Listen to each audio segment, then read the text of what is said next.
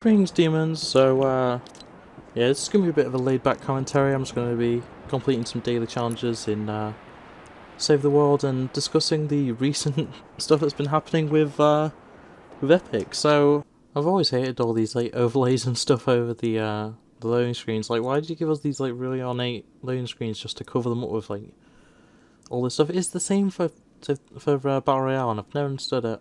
So, as I'm sure many of you are already aware, Epic recently decreased the price of V-Bucks by 20%, which, you know, on the surface is good. They also, if you had any V-Bucks or actual like money purchases or whatever in the last month, I am working like crazy. What on earth is happening? You know, if you've had any purchases recently, you actually got 20% back, just bonus of V-Bucks, so that was pretty nice of them.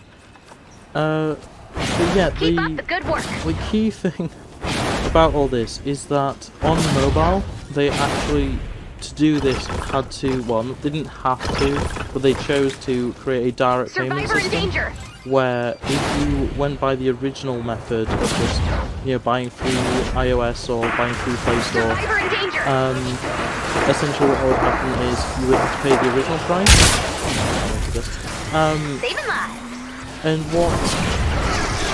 what you'd have to do is just pay directly to this new discount price. Now, this does technically go against the Apple and Google like rules for apps. You know, the App Store needs to be able to get a certain percentage out of on all purchases, which, you know, a lot of people have been saying, oh, I mean, it's their rules, it's their platform and stuff, but like, realistically, you shouldn't get microtransactions having a bit of the money taken away from the developer is essentially like being taxed for your taxes. So you pay your taxes and then have to pay tax on those taxes. That's how it is, in my opinion anyway. I'm sure people will disagree with me. But essentially, because of the fact that, you know, the rules were being broken, Fortnite got removed from the App Store and later through the Play Store. It's still on Galaxy and it's still, for Android, it's still available on the website, on the website, so you can still access it plenty fine, but yeah, it's just not as accessible, which, you know, in the grand scheme, is that all too bad? I don't really think it is. But the key thing is, it's just a mess currently. You know, everything is just kind of, everyone's in turmoil. You know, mobile players are kind of in a weird position right now, especially those that were on iOS. And it's like, I'm someone who is strongly against Apple. I've never been a fan of Apple. I think they're, a lot of their stuff is anti-consumer. It's not good for the consumer. Their products are so simple and yet so overpriced. Generally, I'm just not huge on Apple products. I will admit though, Macs and iPads, pretty good browsing, pretty good design. I just prefer using Windows devices over devices. That's just me though. Like, I literally didn't care. You know, I'll make the jokes on Twitter and stuff, but I do it for, if you like Apple products, more power to you. They're just not for me. So, but I've been using that a lot in terms of, still have full access to Fortnite even if you have a device that doesn't have the device store, because the fact that Android is such an open ecosystem that it basically just allows for third-party apps to be downloaded from outside sources, which, you know, is a great feature. It's one of my main reasons I always give for Android over iOS. Like, I'll say I do prefer Android vastly more. But iOS is so closed off, it's such a closed ecosystem that it's, for someone like me who likes to vary my technology and likes like the newest stuff and likes to mix and match all these different things, it's not worth it for me. I say that playing on a £600 PC, but like, you know, I like my good, up-to-date, you know, cutting-edge tech, even if I don't always have it. So it's just, Apple can be on that edge sometimes. It's definitely happened. Like, their cameras used to be the best. It has been changed. It's now really synonymously, like, OnePlus and HTC and stuff, they definitely got the better cameras on their phones now, but yeah, for the very long time it was Apple, so I can't just stand here or sit here, whatever, and just say, yeah, Apple's a terrible company, they don't do anything really well. You know, in their entire history, you know, they've done plenty of stuff that was good. Survivor in danger. I think, honestly, they probably started to go downhill with the death of Steve Jobs, which is very unfortunate. You know, he was a great man, he was a very intelligent man. He knew how to market things well, and it's like, generally he is probably one of the great minds of my lifetime, I'm sure many of yours, if you're alive to see him, that is. But yeah, back to the main topic of Epic. So, Epic knew that Apple were going to do this. It's pretty much, like, known now that it was definitely intended that they were going to get removed, because basically, I mean, in the immediate aftermath of it being removed, they sued Apple, and shortly after that they then released a new short, which is a parody of the 1984 Apple commercial, based on Orwell's 1984. And yeah, the short is fantastic, by the way. I do suggest that, even if you don't care about the sexual drama, I do really suggest going and checking out the video, because it is really well done. It's one of the best pieces of parody I've ever seen, and you know, there's a lot of it out there, so they've done a good job, they've done a really good job. But yeah, it was very much planned out, and you know, I think that's why a lot of people are being like, well, they knew what they were getting into. It's like, well, yeah, but they wouldn't have reacted so quickly if they didn't know what they were doing. So it's just, I don't know, it's very much a case of, this was intended, they wanted this, and you know, it's happening now. They're suing, Epic is suing Apple. It's probably going to be a suit on Android, what am I saying, on Google and stuff, so yeah, that's a quick forward to. On the bright side, something that I'm very much a fan of is, this is all rumours at the moment, so there's nothing guaranteed, but Spotify have had an issue with Apple for a very long time, and it is sounding like they're in talks to join Epic suit, which would be very interesting, because you know, Epic alone isn't necessarily powerful enough to take out Apple or like put Apple in its place, but with Spotify as well, there's definitely a bit more potential there. And it's like, so far it is literally just Google and Apple that have like been against everything. So yeah, Microsoft's still good, Sony's still good. And it's like, as a whole, most companies don't seem to mind this, and it's mostly because I believe with Microsoft, Sony, and Nintendo, I believe they don't actually take any percentage of microtransactions. I think they only take off the base price of a product. So I think that's why they don't really care. They already don't take the bonus, so to speak. So I think Microsoft and stuff only take it for the they take it for Save the World and Fortnite, and that's it. I don't really think there's anything else, which, you know, I don't think is that bad of a system. I think that's how mobile should be doing it, really. Like, there's no reason why microtransactions should have that 30%. Like, maybe have some sort of purchase, but like, it should be like, I don't know, make it 10% or something for, oh no, it's glitched, oh no it's not, oh I was gonna say it's glitched out there. Yeah, maybe like 10% microtransactions, keep 30 for the actual games themselves. I don't see the issue with that, and I hope that Epic isn't making that big of a deal about that part of it, because that's somewhat fair. I don't agree with it necessarily, but I think it is somewhat fair. It's like, what Epic are basically asking for is that the price is just, the percentage, sorry, just be decreased.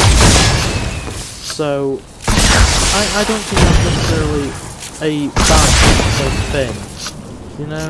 Like, they want it to be, I think, 12%, I think they want it to be 12 or 13%, whatever, I think they want it to be the same as theirs is for the Epic Store, which I'd say makes sense. You know, it's not it's not like they're asking Apple to be better than them, they're asking Apple to be as good. I think that's the key point. But at the end of the day, we'll see how it all pans out, and it's like, the worst thing to do really is to pick sides in this. I think that both sides are in the wrong right now.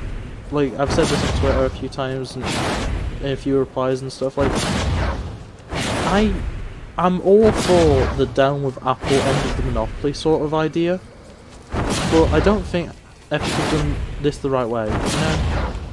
It's very much a thing of, they have done things wrong in order to show that Apple does things wrong, and it's like, it's all two wrongs don't make a right sort of idea, and I don't know, I don't agree with it necessarily. It's just, well, time will tell. You know, if the courts agree with Epic, the courts agree with Epic. If the courts agree with Apple, the courts agree with Apple. But I think even the biggest Apple fanboy has to admit Apple does have a monopoly. Whether it's a major monopoly or not, it's kind of redundant to like make a point of. It's very much a thing of they have a monopoly, and it does need to be fixed. You know, the government makes a lot of money from them, so they don't do anything about it. It's about time that changes, you know? I'm not a huge fan of government involvement in private companies. It's not something that I'm much of a fan of, just to say where my political leanings are. But, you know, I think in this case it's probably required. It's important that, you know, things are made right, so to speak. And it's just, there's a lot of things that can go wrong with this situation. We could see Fortnite lose more than just this suit. You know, they could lose a lot of money, they could lose a lot of sponsorships. Luckily, companies like Samsung are sticking with them. OnePlus, I think, is also sticking with them. So, as a whole, I think Fortnite is safe for the future, no matter what the outcome of this suit is. But I think the games industry as a whole, and the mobile games industry specifically, is very dependent on this result. You know, many things are going to change if this suit succeeds. And I think that's the thing we need to talk about. It's like, it's not a thing of, oh, it's Fortnite versus iPhone. It's not. It's two massive companies fighting over what is ideal for the customer, and I think that's what people have to remember, have to like actually look at. It's not about who you prefer. It's like, as I say, I am by no means neutral on this. I play Fortnite, as you can see, so you know, I use the Epic store a lot. So I'm by no means against Epic, and I have said already I don't like Apple products, so I'm not exactly with Apple. But you have just got to look at it as what is better for me as a customer. What's better? The games that I play getting more money from me. You know, I may be paying the same or even less in this case, but they get more out of it. You know, surely that's better for the grand scheme of it. It's like, because more money for the developer means more time, more money goes into the production. It means more talented people can be hired for those companies and stuff, and it's like, as a whole, I just think the percentages need to be taken down. We already saw the drops when Epic did their whole, like, against Steam thing. Steam made it so that after so many purchases, like, the percentage goes down to, like, I think as low as 20, which is not, you know, Epic levels, but it's still good. You know, at that point, I think that's completely fair. And fair enough, it's based on sales and stuff, which, you know, is debatably not great, but I don't know. I think that as a whole is fine. And it's just, I don't know, it's a difficult situation all in all. And it's like, if you're not someone who has a great law understanding, you know, if you're not someone who's studied law or studied economics or anything, or you're just someone that is just a little bit less knowledgeable on this sort of stuff, it can just look like, well, Epic did something wrong and now they're, you know, suing over it. It's like, but it is deeper than that, there is more to it than that. I do really suggest, if you're someone who maybe doesn't understand it quite as well, or doesn't think they understand it quite as well as they should, read the document, the actual legal document that Epic have made. Like, it's a long read and it has some complicated stuff. It is pretty simplified compared to normal legal documents, so I will say most people will have a decent chance of actually knowing what it's on about. But yeah, I will definitely say it's worth, if you are at all interested in this, reading the document, reading some news articles about it, and generally just learning what's happening. You know, it's good to be knowledgeable. It's good to know what you're on about, and in situations like this, you know, it's good as a consumer to know what you're fighting for or against. I'd say I personally think Epic is doing a lot good for the consumer, whether that be the consumer for games, or the consumer for mobile devices. They've gone at it a very odd way that I don't necessarily agree with, but their message is good. Their message is clear, and I think people just need to open their eyes a bit more to what's actually happening. You know, ignore your biases.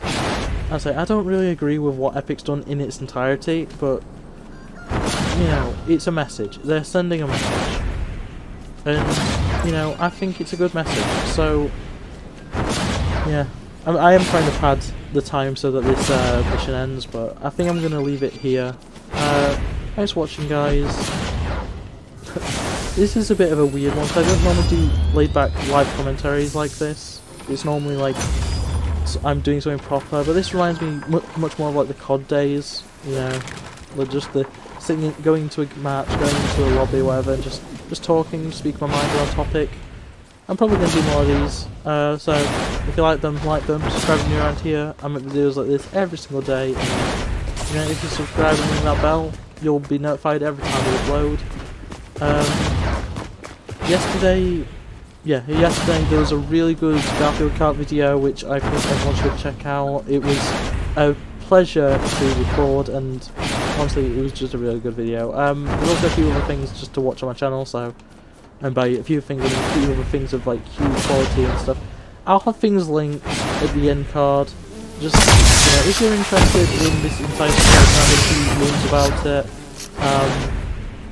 But yeah, that's it for this video. Like, subscribe, all that jazz, and without further ado, yeah, bye!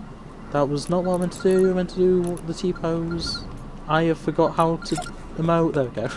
Bye! Lunar rainbow flag, happy pride, rabbit with facts. Streamer let's play, they them out like dinosaurs. FNA, FN, control, not the leader of a cult. Rabbit with sax, it's Luna.